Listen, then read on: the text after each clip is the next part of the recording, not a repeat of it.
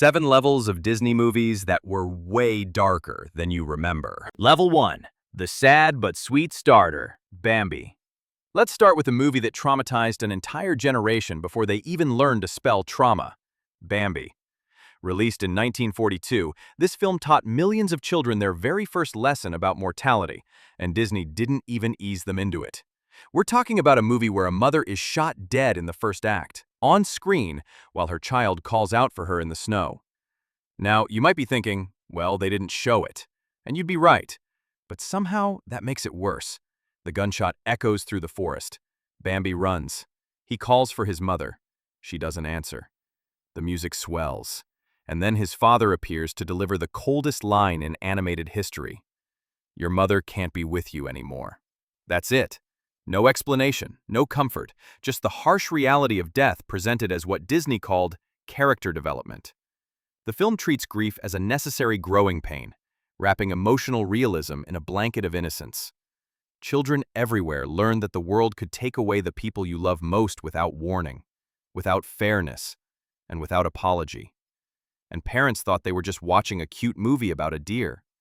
Bambi didn't just introduce kids to death, it made death a Disney character.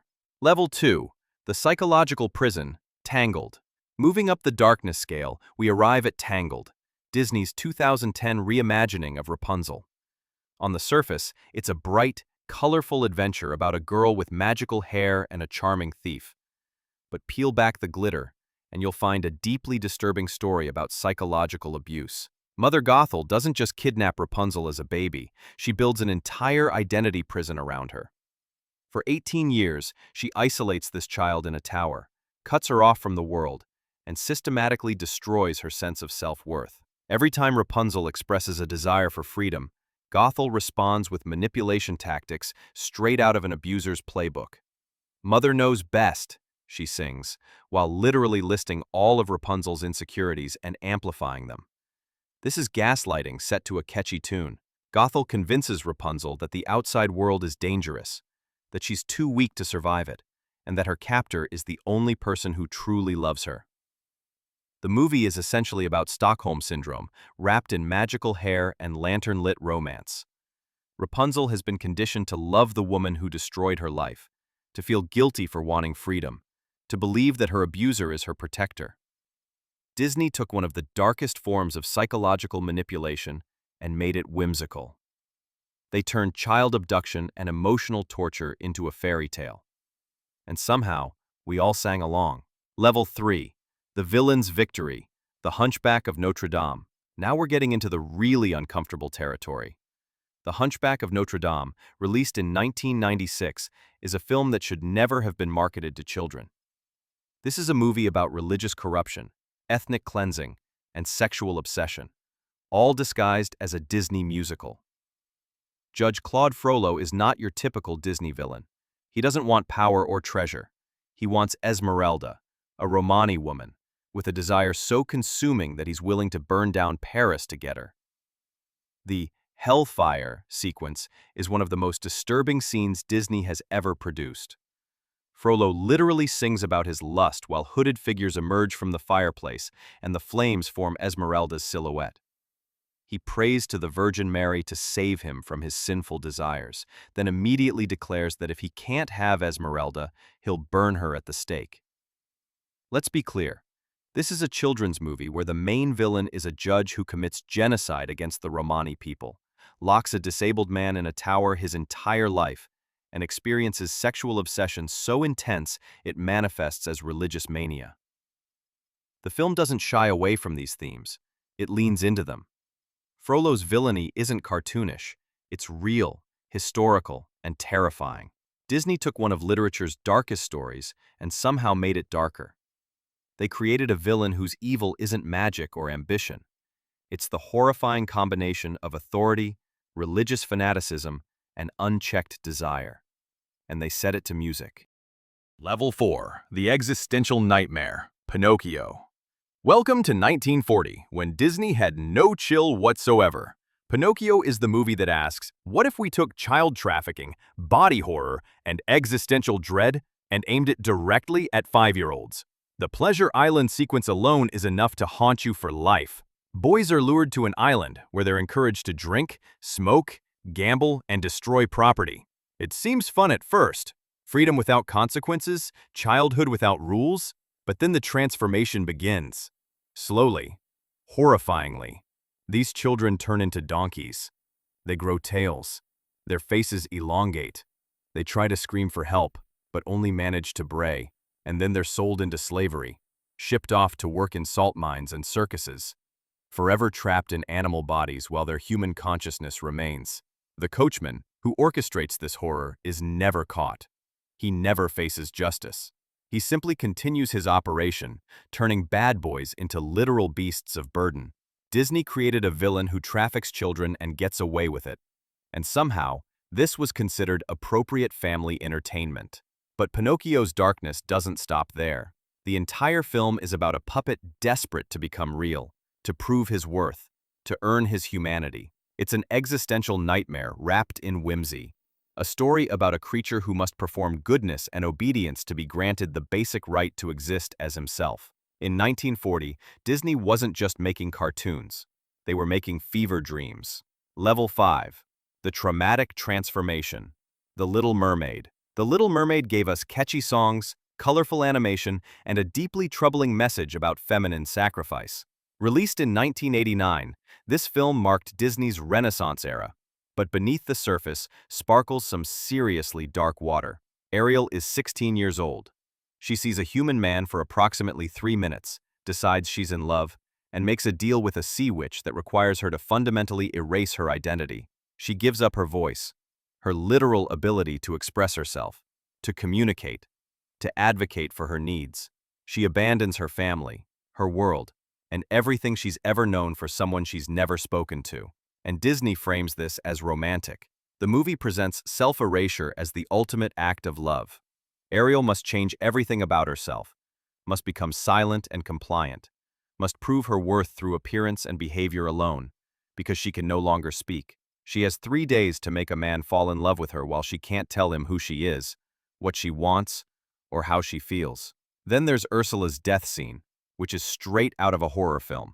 Prince Eric literally impales her with a ship's bow, and we watch her body surge with electricity as she's destroyed.